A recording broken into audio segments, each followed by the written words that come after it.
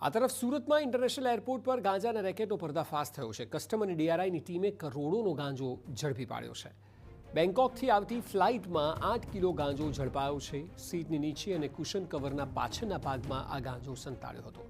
હરિયાણાના 3 અને ઉત્તર પ્રદેશના એક આરોપીની ધરપકડ કરવામાં આવી છે. 9 કરોડની કિંમતનો ગાંજો જપ્ત કરીને વધુ કાર્યવાહી હાથ ધરવામાં આવી છે. મહત્વનું છે કે બેંકોકથી આવતી ફ્લાઇટમાં અગાઉ પણ 6 કિલો ગાંજો મળી આવ્યો હતો. સતત બીજા દિવસે પણ તે ફ્લાઇટમાંથી 6 કિલો ગાંજો મળતા ચકચાર મચી ગઈ. આરોપીઓ આ ગાંજો ક્યાંથી લાવ્યા, કોને સપ્લાય કરવાના હતા તે દિશામાં તપાસ ચક્રો ગતિમાન કરવામાં આવ્યા છે.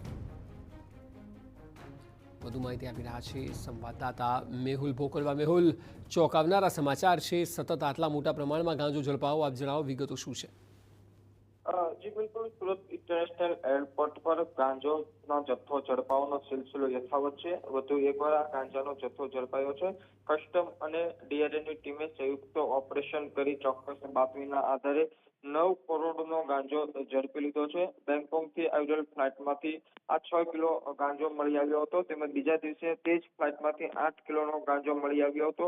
જે સીટ છે તેની નીચે કુશળ કવરના ભાગે ગાંજો છુપાવ્યો હતો. હરિયાણાના 3 અને ઉત્તર પ્રદેશના 1ની ધરપકડ કરી તપાસ હાથ ધરવામાં આવી રહી છે.